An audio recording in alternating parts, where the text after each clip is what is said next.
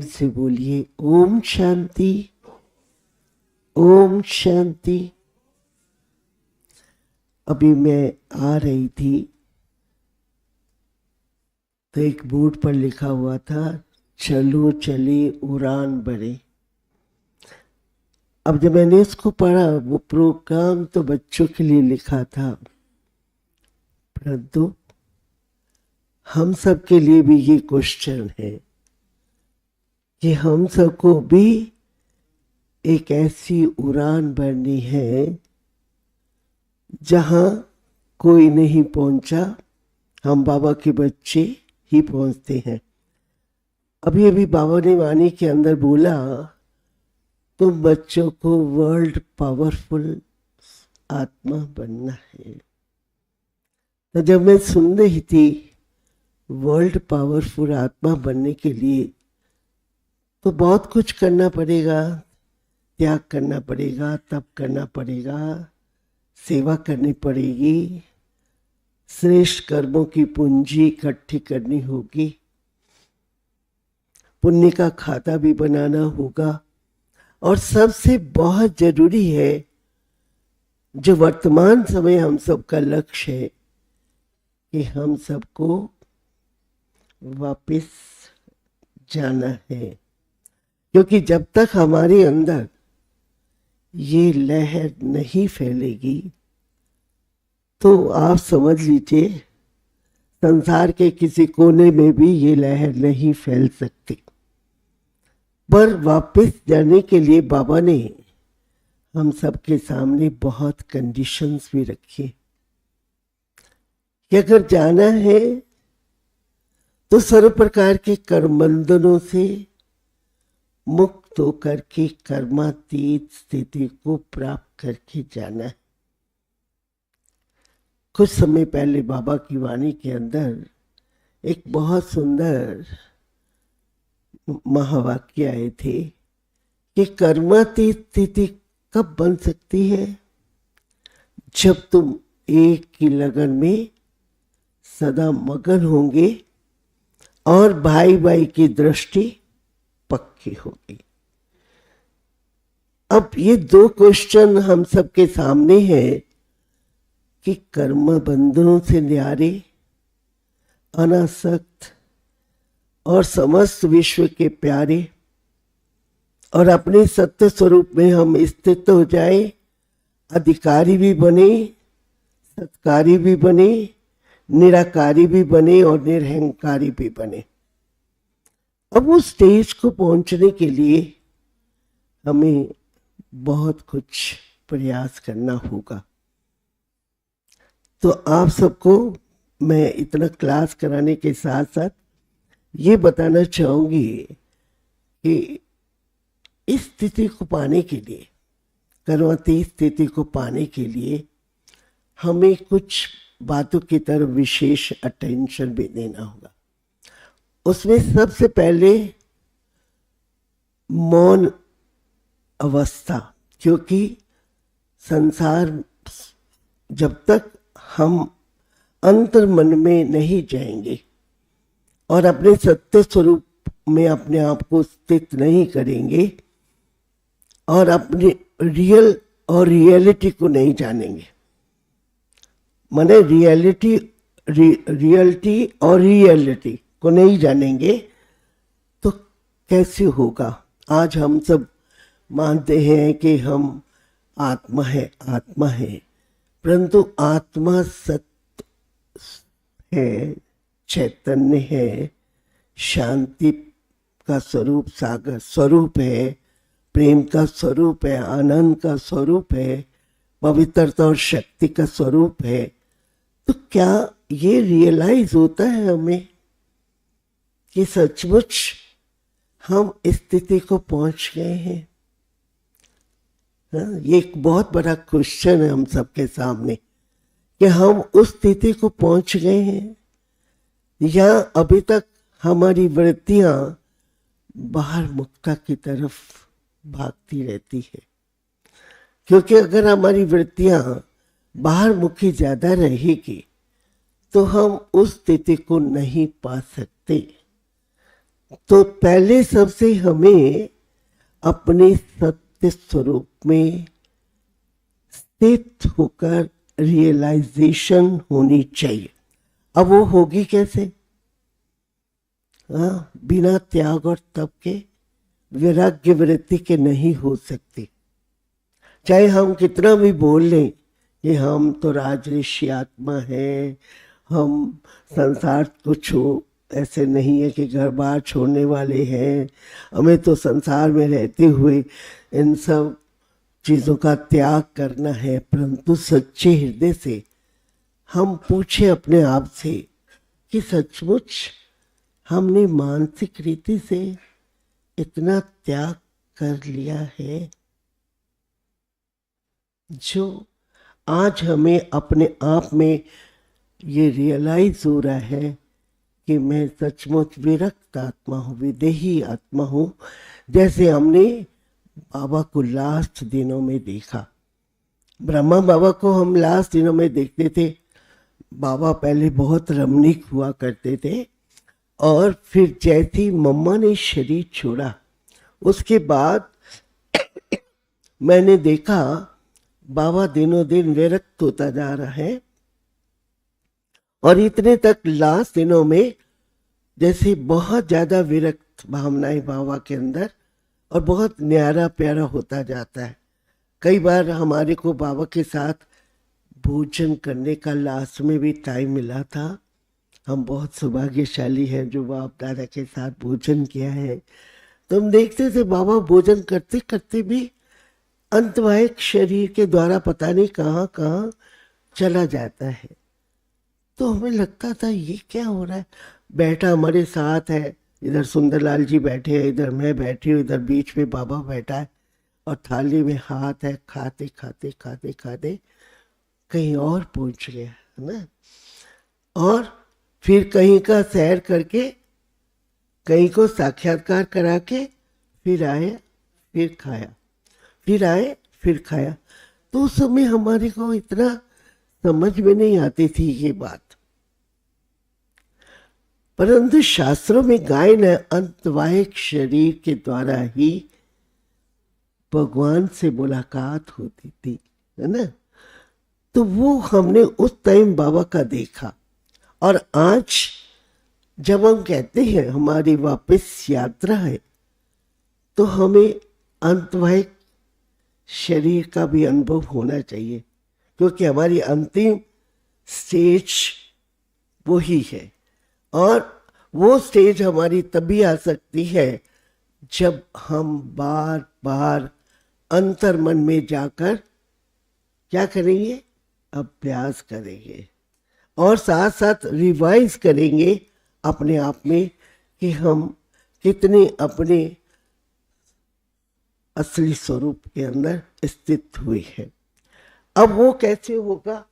जब तक हम मौन बीच में नहीं धारण करते हैं, क्योंकि हम सारा दिन थोड़ा सा देखे, थोड़ा टाइम बैठते हैं।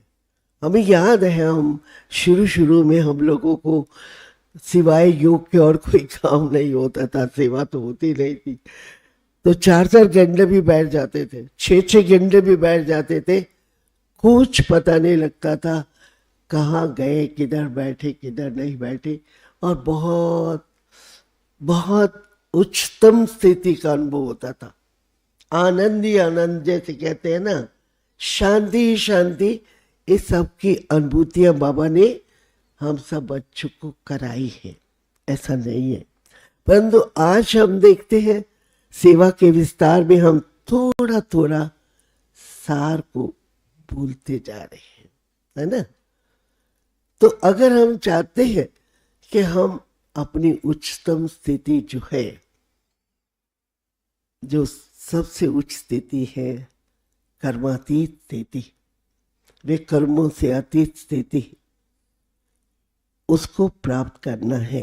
तो हमारी दादियाँ भी, हमने जानकी दादी को देखा जब वो शहरों में कहाँ कहाँ, देशों में कहाँ कहाँ जाती, तो फिर 1 महीने के लिए कमरा बंद। हम कहती ये क्या हुआ? और बाहर लिखा हो जाता कि दादी जी साइलेंस में है, किसी से नहीं मिलेगी। कभी 15 दिन बंद होता, कभी 1 महीना, पूरा कमरा बंद हो जाता। तो उस समय प्रेरणा तो मिलती कि भाई देखो दादी फिर अंतर मन में जाती है, अंतवाहिक शरीर में जाती है, और फिर भ्रमण करने के बाद क्या साइड इफेक्ट आते हैं उसको भी देखती है, और फिर उसको रिमूव करके फिर अपनी कर्मातीत स्थिति के अंदर अपने आप को लाने का प्रयास करती है। तो तभी आप देखेंगे लास्ट में उनके पास क्या बचा था, मैं कौन मेरा कौन। दूसरी कोई बात ही नहीं है उनके पास, मैं कौन मेरा कौन। और आज हम लोगों के पास कितने झमेले हैं, है ना। अब उन झमेलों में हम कब तक पड़े रहेंगे, कब तक पड़े रहेंगे। तो उसके लिए एक प्रोग्राम बनाया गया ना। वो क्या बनाया कि सिर्फ हम 8 बहनें थी, इसमें आशा बहन जी का भी नाम था, परंतु क्या हुआ कि ये किसी कारण से नहीं जा सकी। तो हम लोगों का एक मौन बट्टी का प्रोग्राम रखा गया था 3 दिन के लिए। तो उसमें कितनी बहनें थी, सिर्फ 8, और 2 बहनें सिर्फ योगिनी बहन और मीरा बहन, 10 हो गई। अब 10 बहनों के लिए 3 दिन का मौन बट्टी का प्रोग्राम है। अब वो मौन बट्टी कहाँ थी, वो पूना और बॉम्बे के बीच में। पूना से थोड़ा नज़दीक है, बॉम्बे से थोड़ा दूर है। बीच में एक पंचगनी स्थान है जो हिल स्टेशन है, बहुत सुंदर स्थान है, और उसके अंदर वो प्रोग्राम रखा गया था पंचगिनी। अब उसमें पहले तो प्रकृति की सीन देखते देखते जब आगे बढ़े तो बहुत सुंदर एक सफ़ेद सफ़ेद बहुत बड़ा स्थान जिसमें लिखा हुआ था गुलजार दादी भवन, है ना। तो पहले तो नाम पढ़ते ही थोड़ा बहुत खुशी हो गई, और फिर जब वहाँ रहे तो उसमें ज़्यादा लोगों के रहने का स्थान नहीं है, सिर्फ 30 ही लोगों के रहने का स्थान है। और ये प्रोग्राम योगिनी बहन की तरफ से बनाया गया था। योगिनी बहन उसका सारा देखभाल करती है। और फिर उसके अंदर समझो कौन कौन थे, संतोष बहन थी, और शारदा बहन थी, सरला बहन थी, चक्रधारी बहन थी, शुक्ला बहन थी, ऐसे वो एक बेंगलोर से भी बहन आई हुई थी, एक प्रेम बहन थी अमृतसर वाली, एक मनोरमा बहन थी। इस तरह से हम लोग 10 बहनें थी, और 10 बहनों का प्रोग्राम लिस्ट पहले से मिल गए हम लोगों को, और उसमें टॉपिक भी मिल गए, है ना। और उसमें टॉपिक में पढ़ के सुनाती हूँ आप लोगों को, पर उसकी डिटेल्स भी है, वो अभी मैं नहीं बता पाऊँगी क्योंकि लंबी है, पर बहुत अच्छा लगा। तो उसमें पहले दिन 3 दिन की मौन तपस्या भट्टी के लिए अभ्यास हेतु मुख्य पॉइंट्स। पहला दिन रियल को रियलाइज करें, प्रातःकाल से लेकर सवेरे 4 बजे वहाँ इकट्ठे हो जाते थे हम लोग, और फिर वहाँ से योग करके 1 घंटा योग करते, फिर उसके बाद अपना नाश्ता, हल्का नाश्ता होता, फिर उसके बाद फिर योग का ही कार्यक्रम चलता, फिर उसके ऊपर थोड़ा आपस में रूहान भी करते, पर ज़्यादा टाइम योग का ही ऊपर ध्यान देता, और फिर सेल्फ स्टडी का भी टाइम मिलता। तो सेल्फ स्टडी के अंदर एक एक टॉपिक के अंदर 15-15, 20-20 पॉइंट्स हैं, जिसको सेल्फ स्टडी करके साक्षी होकर के अपने आप को देखना है, और उसमें अपने आप को स्थित करने का प्रयास करना है ना। ये बहुत अच्छा लगा हमारे को। और उसमें ज़्यादातर फरिश्तेपन की जो लास्ट स्टेज है वो कौन सी है, बहुत अच्छा लगा, शुभ चिंतक और निश्चिंत अवस्था। और आप देखेंगे दातियों की भी हम लास्ट स्टेज यही देखते थे, वरना उनकी अपनी स्थिति में वो निश्चिंत है, चाहे कितनी बीमारी आए, शुमारी आए, कुछ भी हो, नथिंग, कुछ नहीं है। और शुभ चिंतक, हर एक के प्रति शुभ चिंतक, है ना। वो देखो सामने जानकी दादी जी आ गए हमारे, तो बिल्कुल ऐसा लगता था कि बिल्कुल जैसे कि बहुत अच्छा लगता है। फिर उसके साथ साथ कहा कि जब हम रियलाइज करते हैं, रियल स्थिति में आते हैं, तो हमारी जो मनोस्थिति है लिबरेटर की बन जाती है। लिबरेट करना है, मैंने हर बात से सबको भी लिबरेट, खुद भी लिबरेट रहना है, औरों को भी लिबरेट करना है ना। इसी तरह से बहुत सारी बातें हैं। पर फिर उसके सेकंड शाम के टाइम अशरीरी स्थिति के लिए क्या करना पड़ेगा? बाबा रोज कहता है अशरीरी बन जाओ, अशरीरी बन जाओ। और सच पूछो तो अभ्यास जब करते हैं तो लगता है कि काफी कशमकशा करनी पड़ती है। एकदम से कोई मौन अवस्था में चले जाए, मुश्किल लगता है अभी तो। माने हाँ, प्रैक्टिस करते करते करते हो जाएगी, परंतु अभी, और ही पहले जब हम शुरू शुरू में आए थे तो बैठते ही उस स्थिति में स्थित हो जाते थे, परंतु अब सर्विस के विस्तार में, इधर उधर के कहानियों में, तो वो अवस्था बनाने में थोड़ा टाइम तो जरूर लग रहा है। तो कहा अशरीर स्थिति के लिए एकाग्रता का अभ्यास, है ना। और ये बात बिल्कुल राइट है, मौन में भी वही रह सकता है। मौन, मौन का नाम क्या है? माना संकल्प विकल्प शुद्ध संकल्प में, एक ही संकल्प में एकाग्र हो जाना, उसका नाम है मौन।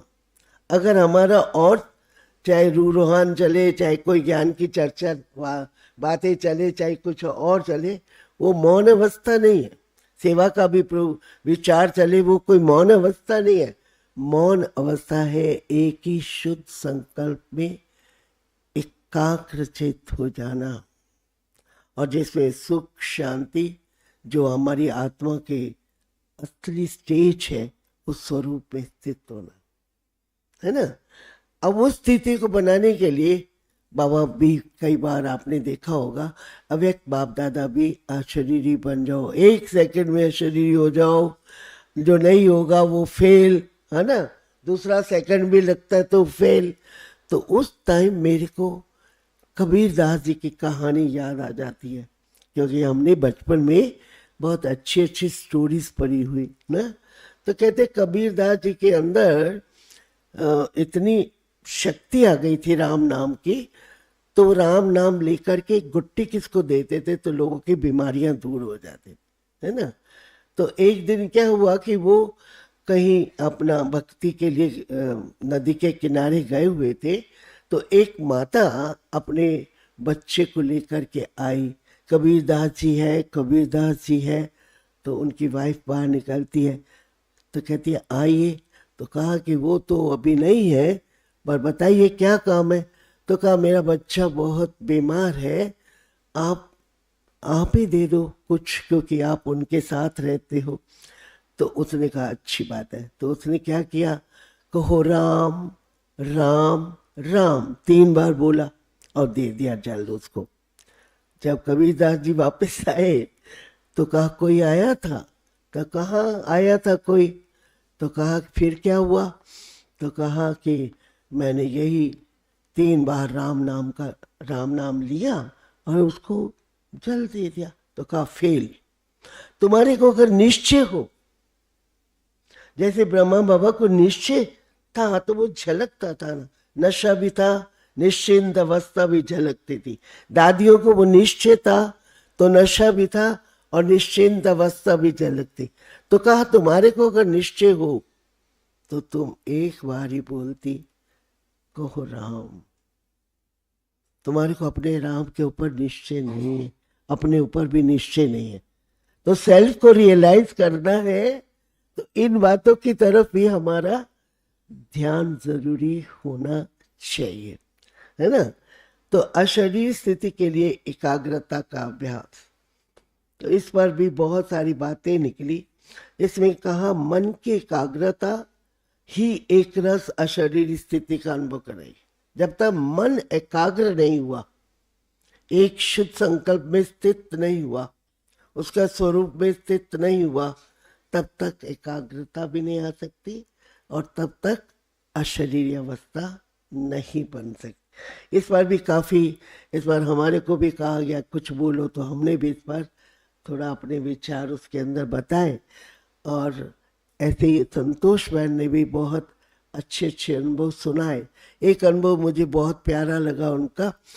कहा कि देखो, हम शुरू शुरू में दादियाँ इतनी पावरफुल स्थिति से बाहर आई थी योग साधना करके, तो उनमें इतनी शक्ति होती थी, उनके संपर्क में आते ही हमारे जीवन में बहुत परिवर्तन आ गया। तो कहा मैं बहुत छोटी थी, तो दादी कुमार का ने जब मेरे को देखा तो मुझे ब्रजेंद्रा दादी जो बाबा के लौकिक में बहू थी, तो उनके पास भेज दिया।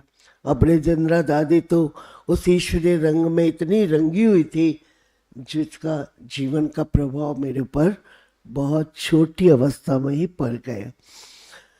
अब क्या हुआ कि एक बार नागपुर के अंदर बहुत सेवा केंद्र में बहुत झगड़ा होने लगा। भाई बहन पवित्रता के कारण या और भी कई ऐसे हमारी नई नई बातें ज्ञान की भी होती है, उनके कारण बहुत झगड़ा होने लगा।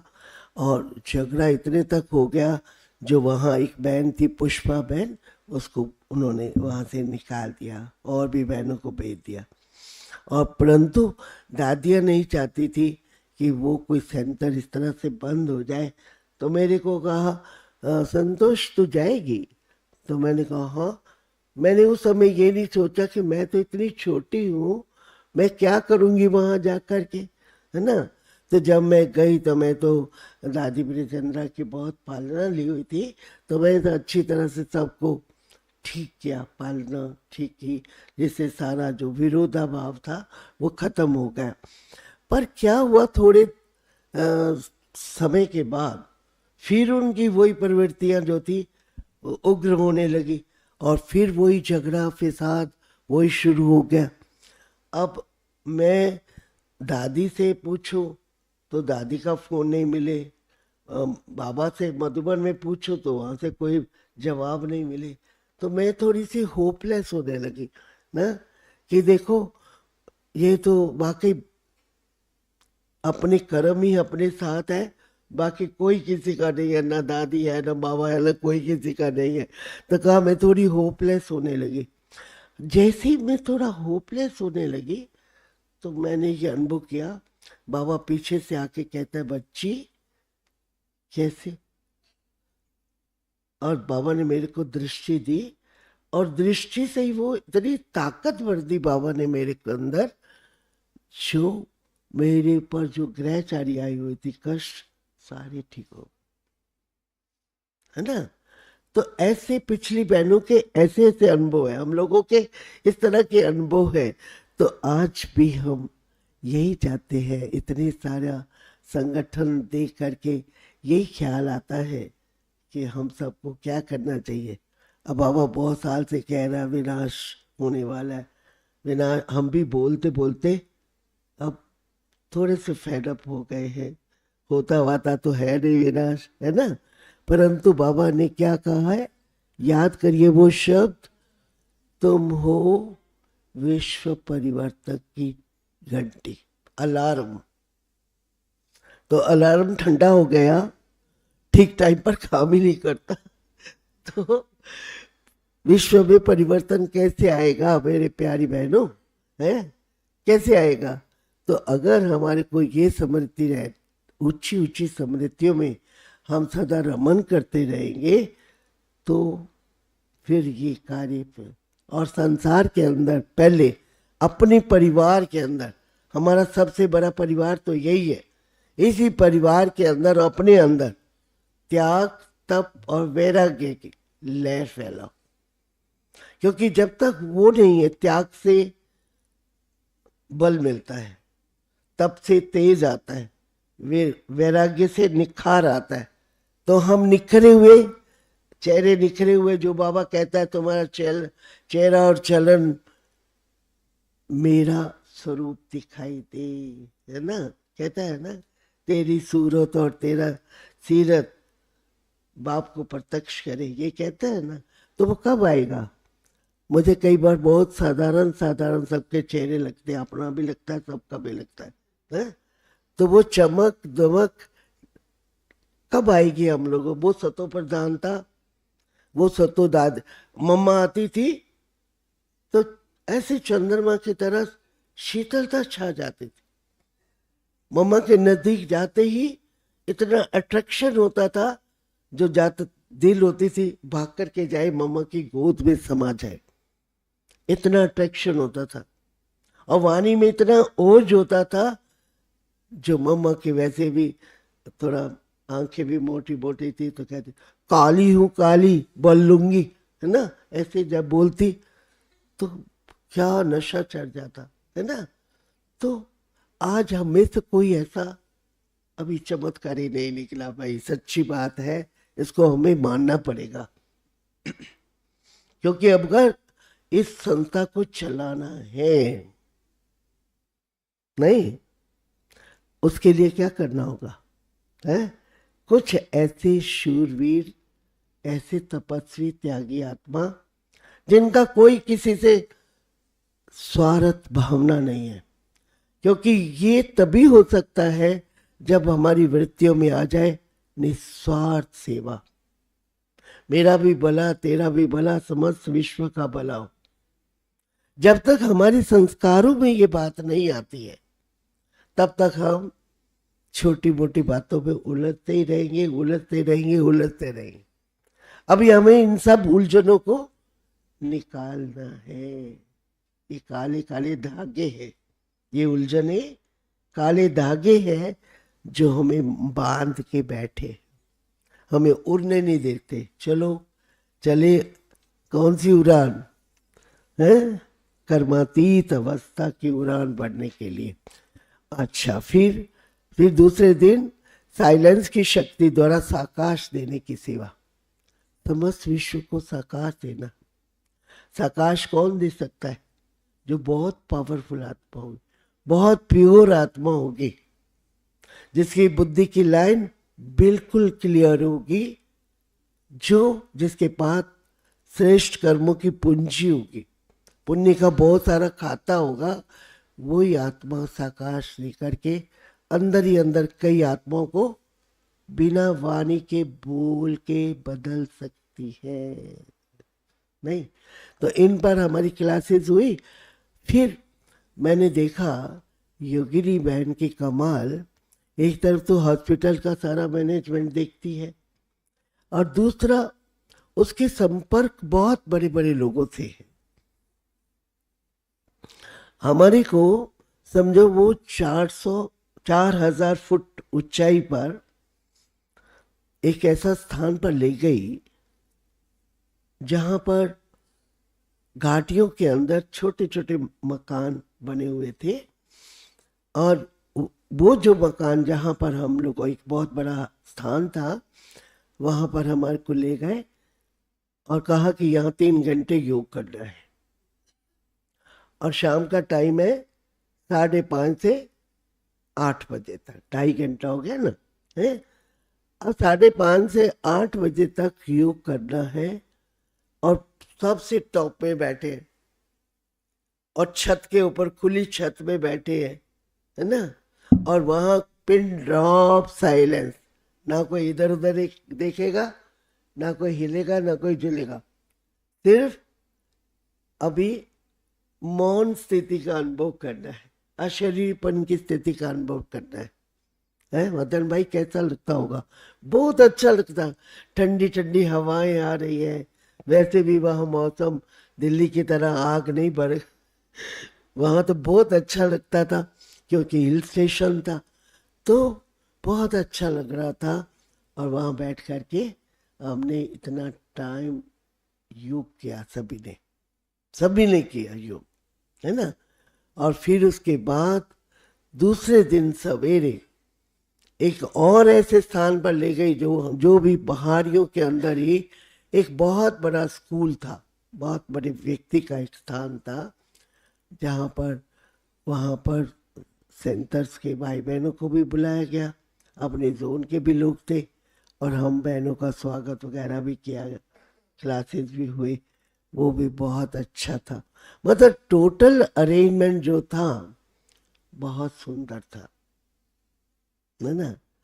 और मैंने देखा, और बहुत सुचारू, बहुत सुंदर, और बहुत एक योग युक्त बनने के लिए क्या खाने का चाहिए, कोई भारी भारी चीज़ें नहीं थी, बहुत हल्का फुल्का खाना पीना भी मिला, जिसके कारण वातावरण भी बहुत अच्छा था, सारा कुछ बहुत अरेंजमेंट, सारा कुछ बहुत अच्छा था। 3 दिन हम लोग एंजॉय करके फिर एक और ऐसे स्थान पर गए जिसका नाम एक महाकालेश्वर मंदिर है ना, वो उससे भी आगे में था, और उसमें वो तो बहुत ऊंची पहाड़ी के ऊपर सिर्फ शिवलिंग था और कुछ नहीं होता, परंतु इतना ऊंचा कौन चढ़ेगा। तो परंतु वहाँ मराठी लोगों की कला देखी, है ना। फिर बहनों ने वहाँ काफ़ी एंजॉय भी किया, कहाँ घोड़ा बना हुआ था, कहाँ वो हाथी बने हुए थे, और कहाँ मराठी लोग इतने मोटे तकड़े, कोई तीर्थमान लेके खड़ा है, कोई त्रिशूल लेके खड़ा है, कोई कैसे, कोई मैदान के अंदर आपस में वो जैसे युद्ध के लिए निकल रहे हैं। बहुत अच्छे अच्छे सीन थे, जो फिर हमने थोड़ा टाइम उसमें भी इंजॉय किया ना। फिर आ गए, आप लोगों की सेवा में हाजिर हो गए। तो मेरा कहने का भाव ये है कि हम सबको अभी ज़्यादा से ज़्यादा अपना टाइम विस्तार में ना जाकर सार में स्थित होने का प्रयास करें, क्योंकि सार से ही बेड़ा पार होना है, और कोई हमारे को जीवन मुक्त स्थिति का अनुभव नहीं करा सकता। क्योंकि पहले सेल्फ के ऊपर रियलाइज करेंगे, सेल्फ के ऊपर कंट्रोल, सेल्फ स्वराज्य अधिकारी बनेंगे, तब राज्य पद के अधिकारी बन सकते हैं। ओके, ओम शांति।